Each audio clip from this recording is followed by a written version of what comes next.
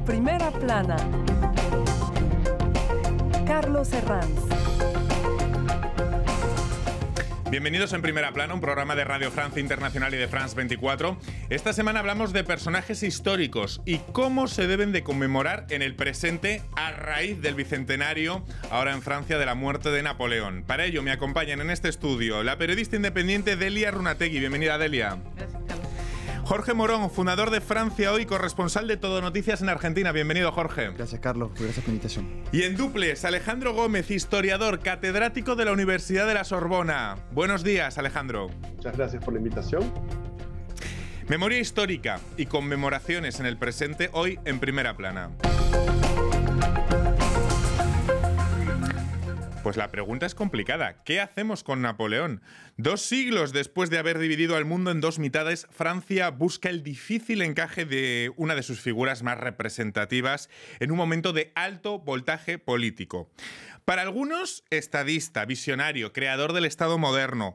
Para otros, prefieren quedarse con sus sombras, misógino, belicista y personaje que restableció la esclavitud. La pregunta es, ¿cómo establecer los justos parámetros de un personaje tan representativo del pasado de Francia en el momento presente? Pero sin duda el debate lo podemos extender a otros lugares y lo haremos, por ejemplo, con otros personajes en América Latina. Antes de preguntarle a mis invitados, repasemos algunas portadas que nos deja la prensa respecto a este asunto. La revista Geo Historia, el legado de Napoleón controvertido 200 años después de su muerte. También la revista Histoire se hace eco en esta portada del asunto con una pregunta: ¿Salvador o tirano? El diario español La Vanguardia, en este artículo de su corresponsal en París, trata la cuestión. Dice: Napoleón aún espera juicio, en referencia a la controversia suscitada por este bicentenario en Francia. Bueno, Delia, ¿cómo debe de acercarse una sociedad moderna, una democracia, a un personaje que levanta tantas pasiones, que tiene tantos defensores como detractores, pero que no se puede negar en la historia de un país como es Napoleón? Totalmente. Yo creo que lo principal es contextualizar al personaje en el momento que surgió. Napoleón, en la época que surgió, es totalmente diferente a la actual. Hace poco mencionaste que entre sus lados oscuros está la misoginia, pero en ese entonces existía, mismo se le puede decir, Montesquieu era misógino. Entonces hay que contextualizar el personaje, claro, para no lo podemos evaluar con la mirada del prisma actual, moderno. Me Too. Exactamente. Sería injusto para el personaje y contraproducente para lo que ahora se llama la identidad nacional, que es simplemente parte de lo que forma un país, un Estado, una nación. Entonces yo creo que principalmente hay que partir de la contextualización para comprender mejor la historia. Jorge, partimos de que conmemorar y celebrar no significa lo mismo, aunque muchas veces se equivocan, ¿no? Esos dos términos, conmemorar y celebrar. Por supuesto, no tienen nada que ver los dos términos, pero hay situaciones y hay personajes, como es el caso, lógicamente, de Napoleón, que no se pueden no conmemorar. Lo mismo en otras situaciones históricas, como los genocidios. Pero es cierto que, tomando lo que decía Delia, es un personaje tan rico y con 2 facetas tan distintas que creo que en los términos de hoy no se puede más que tomar aquello, el lado positivo, las sombras, y el lado negativo, y decir, construir ese presente, porque es innegable Napoleón para la historia de Francia y parte también de Europa, porque incluso muchísimos países toman a Napoleón como un referente a nivel mundial. Y si esto sirve para construir y comprender el presente y ver incluso el futuro. Claro, porque no conmemorarlo significaría negar la historia. Pero al mismo tiempo hay que conmemorarlo exponiendo esas partes de sombras, que muchas veces la historia también ha edulcorado, ¿no? Exactamente. Yo creo que la relectura de la historia no necesariamente es algo negativo o peligroso para la identidad nacional. Yo creo que la identidad nacional no es algo fijado en el tiempo, es algo que evoluciona según la sociedad y las costumbres. Yo creo que se le puede hacer una relectura más sincera y transparente a Napoleón y van a salir tanto las cosas buenas como las negativas. Vamos a preguntar a nuestro historiador catedrático en la Universidad de la Sorbona, Alejandro Gómez, porque claro, el debate estos días de cómo conmemorar a Napoleón impregna a toda Francia sin duda y se debe decidir qué lugar ocupa exactamente en nuestra memoria colectiva. Señor Gómez, ¿cómo se debe conmemorar una figura de este calibre 200 años después de su muerte en la isla de Santa Elena? Pero ¿cómo conmemorar? Cada época tiene su forma de conmemorar el pasado, ¿no? yo como historiador, la verdad es que sabría cómo no se debe conmemorar, ¿no? No puede conmemorarse como si fuera un gran hombre político y militar del siglo XIX, como sugería Carla, el historiador escocés, sino de una manera evidentemente contemporánea. Las percepciones de nuestra época y las necesidades de conmemorar de esta época están muy asociadas a sensibilidades actuales, ¿no? Pienso, por ejemplo, el movimiento Black Lives Matter, que fomenta toda la sensibilidad antirracial o antirracista que fomenta una crítica a la figura de Napoleón como persona que restableció la esclavitud y también el auge del feminismo, ¿no? Hay una gran crítica en torno al Código Civil que reduce nuevamente a la mujer o que formaliza la incapacidad jurídica de la mujer, ¿no? Yo pienso, pero estos son sectores de la población, hay otros sectores que tienen visiones distintas, así que quizás deberíamos tener una visión conmemorativa mucho más amplia, más holística de esta figura que a fin de cuentas es un ser humano que tuvo un destino, como se dice aquí en Francia, improbable, ¿no? Un tipo que viene, un corso bajito, que se burlaban de él los cadetes en la escuela militar, y es un tipo que producto de la Revolución Francesa, eso no hay que olvidarlo, ¿no? El tipo llega a lo alto en una ansia de algunos sectores para restablecer el orden y luego termina pasando lo que pasa, ¿no? Y bueno, es capaz digamos, de grandes cosas, pero también de grandes barbaridades, ¿no? Hablábamos del tema del restablecimiento de la esclavitud, pero también podemos hablar de las atrocidades en sus campañas militares. Pensemos, por ejemplo, el caso español, fue un individuo que abandonó su ejército en Egipto, y así, ¿no?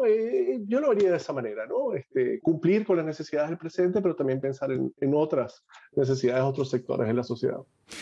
No sé si quieren añadir otros elementos, porque a mí lo que me encanta es cómo fascina la figura de Napoleón 200 años después de muerto y qué cantidad de pasiones desata aquí en Francia. Supongo que en otros lugares también, pero aquí en Francia. Por supuesto, pero es que no se puede negar porque además es un personaje clave de la historia de Francia, pero además uno de los estrategas a nivel mundial me parece más representativos, un fenómeno, podríamos decirlo. Y hay algo muy importante que lo dijiste vos, Carlos, también lo dijo Delia, y es el hecho de que cada país, creo, ha tenido sus ídolos. Pero esos ídolos también tienen dos facetas, dos caras. Es normal, son humanos. Tienen sus sombras, tienen sus luces. Casi todos los personajes históricos tienen luces y sombras. Es decir, lo contrario sería un análisis simple, ¿no? Totalmente. Entonces, no por eso creo que hay que considerarlos con esos componentes, pero sobre todo no olvidarlos ni negarlos. Hacen a la historia de cada nación. Totalmente. Y en el caso de Napoleón, yo creo que él tiene múltiples facetas. General de gran renombre y historia y trayectoria, hombre político, hombre que vivió una gran pasión con Josefina, que escribía 1000 cartas de amor, personaje histórico como pocos, rico, por eso también se ha visto mucho en el cine, en las artes, la representación de él.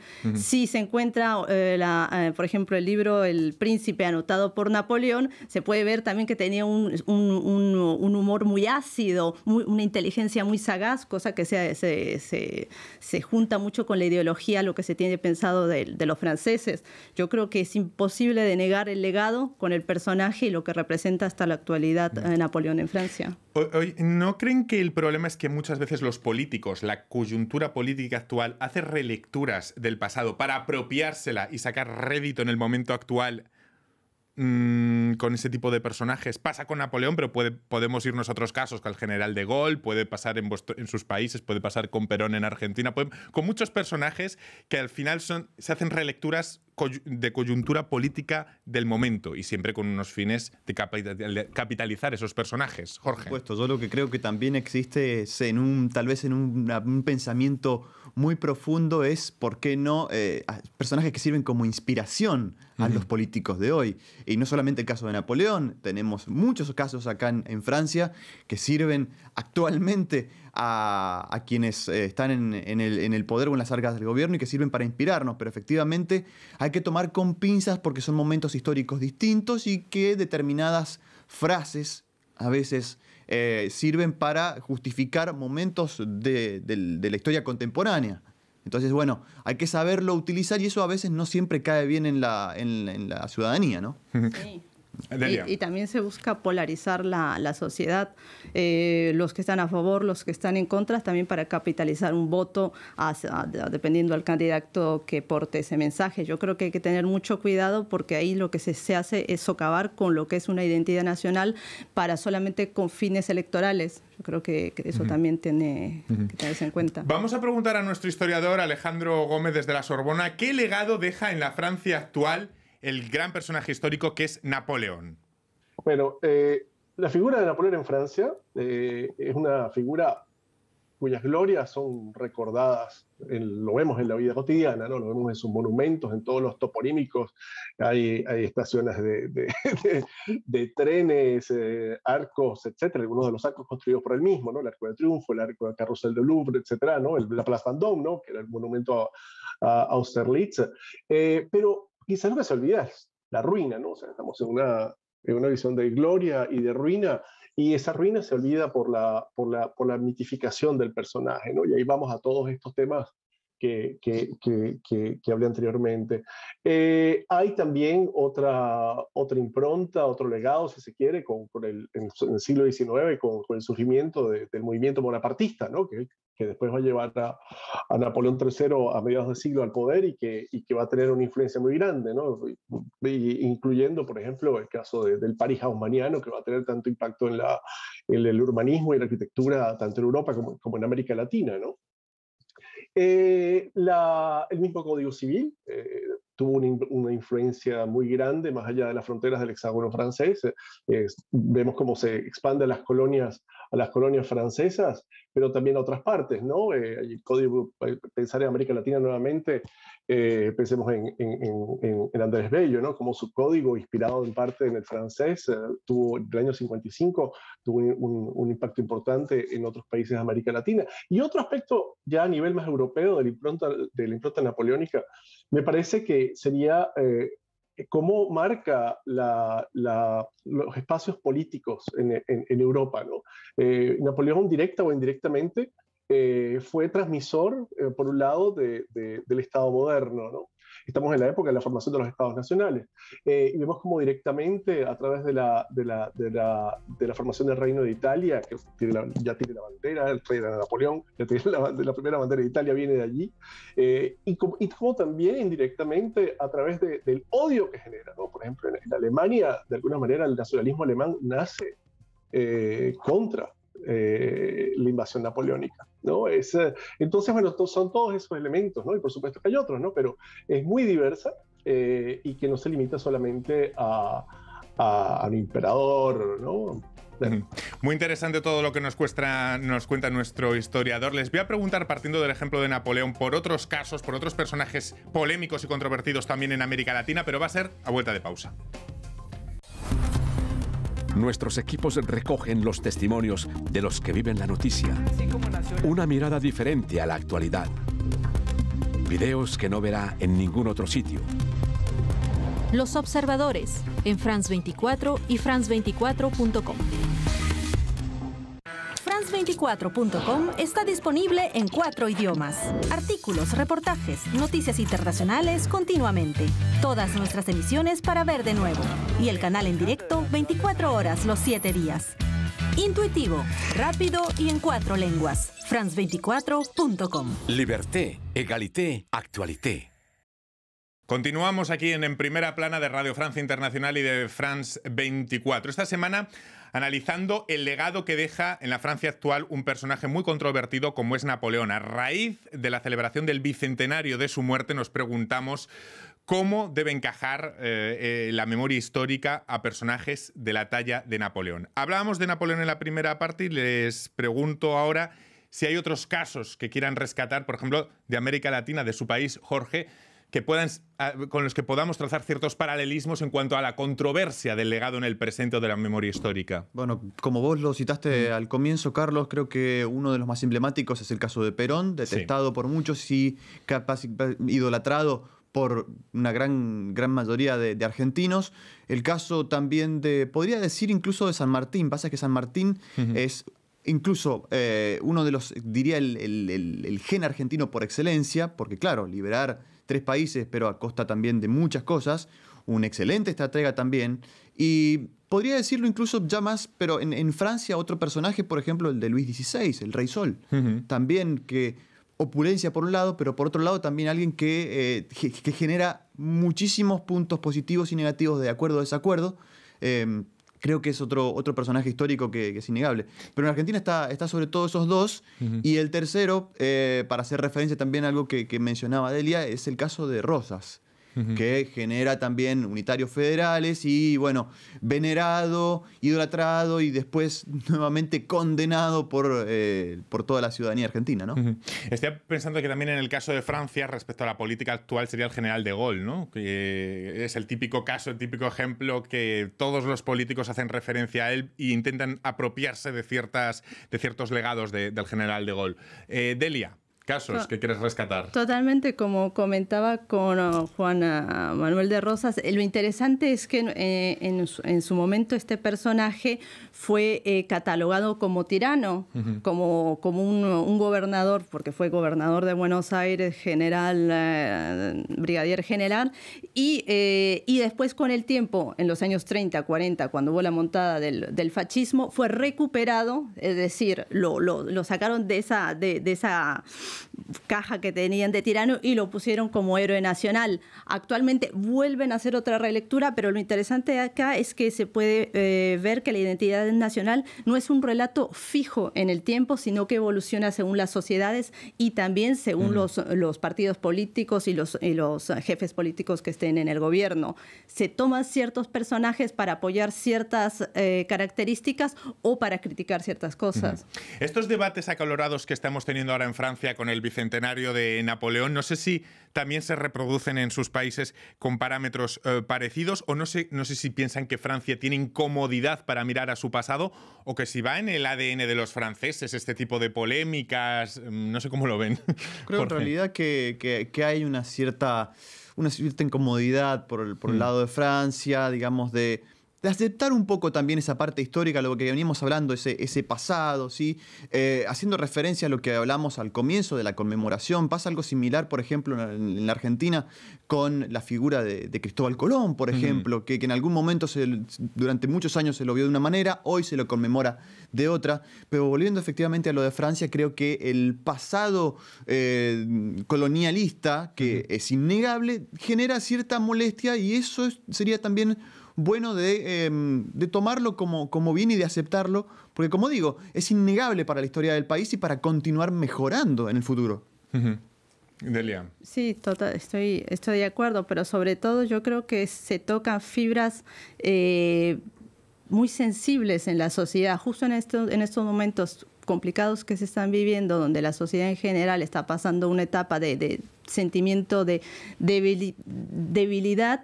Tocar las grandes figuras, el gran pasado francés causa un temor, pero al mismo tiempo yo creo que una relectura de la historia no necesariamente va en contra de lo que es la grandeza de la Francia o la identidad nacional. Al contrario, buscar una relectura un poco más justa de la historia y del pasado puede crear bases más sólidas para las sociedades futuras, para generaciones futuras.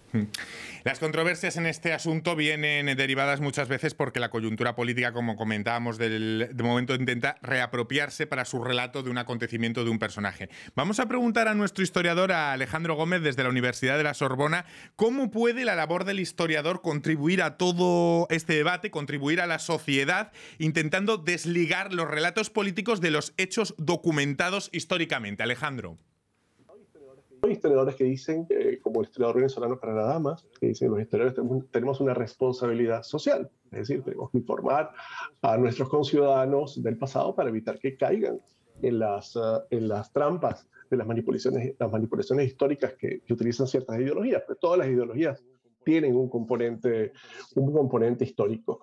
Por otro lado, muchos historiadores han pasado a convertirse en especialistas de memoria, pero recordemos que la memoria no es en sí misma una ciencia, y hay que tener mucho cuidado, porque hay historiadores que están haciendo cosas muy valiosas y hay historiadores que no lo están haciendo a veces también, ¿no? En el caso de América Latina, bueno, Napoleón me parece a mí que no es un personaje que genera conflictos de memoria. No hay realmente, es un personaje que valdría la pena realmente rememorarlo en América Latina, porque hay cuestiones muy importantes, ¿no?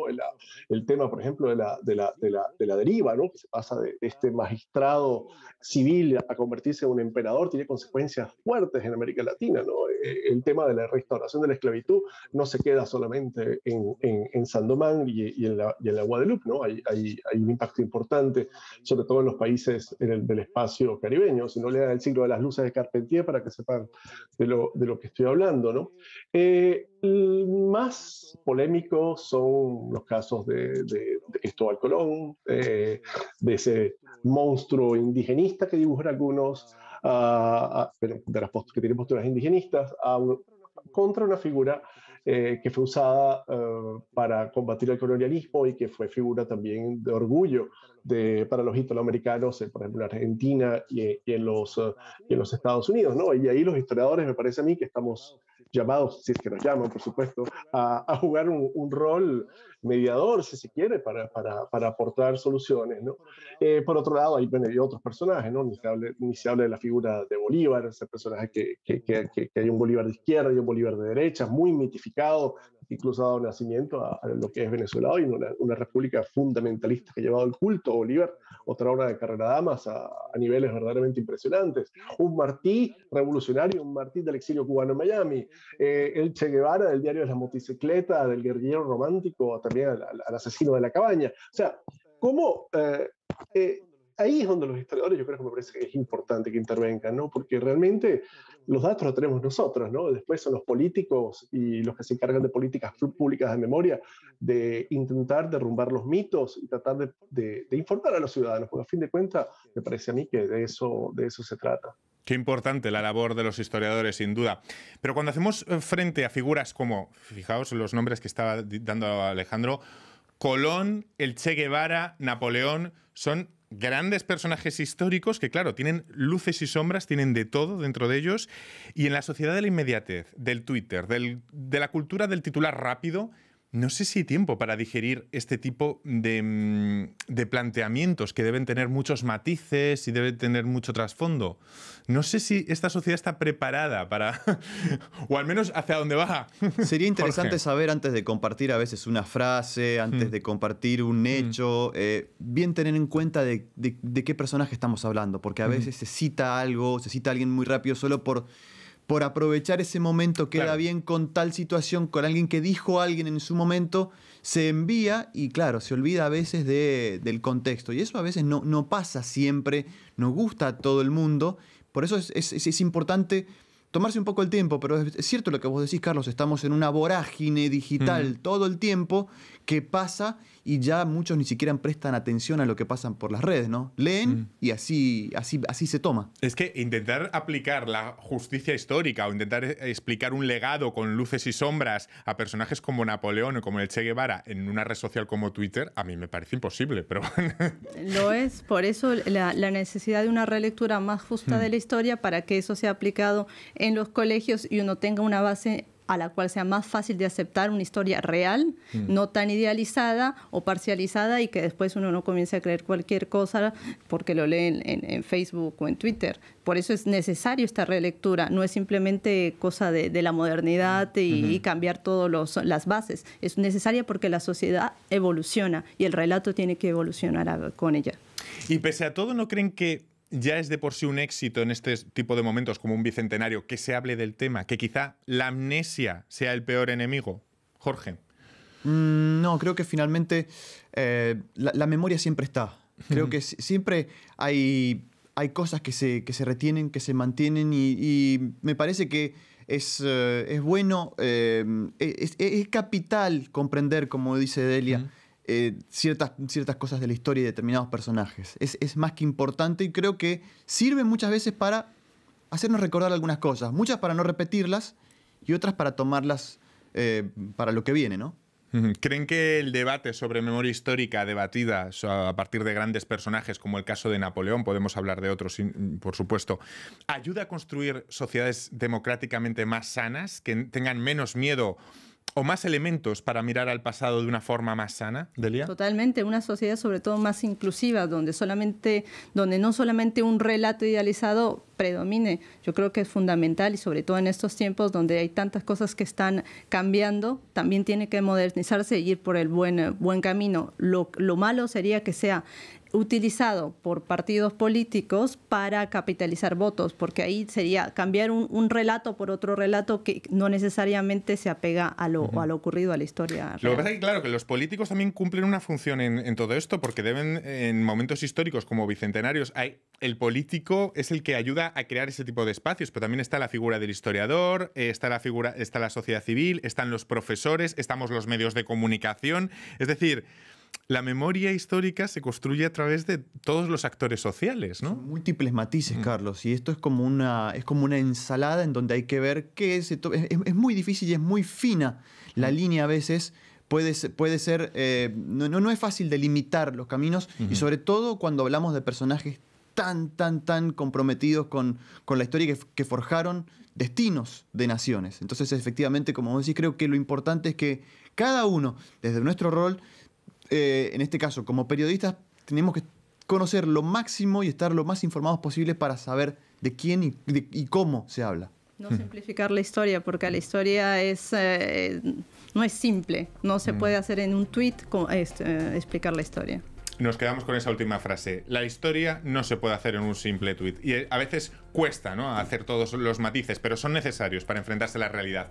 Muchísimas gracias, Jorge, Delia, Alejandro, desde la Sorbona, y a todos ustedes hasta la próxima semana aquí en Primera Plana. Gracias.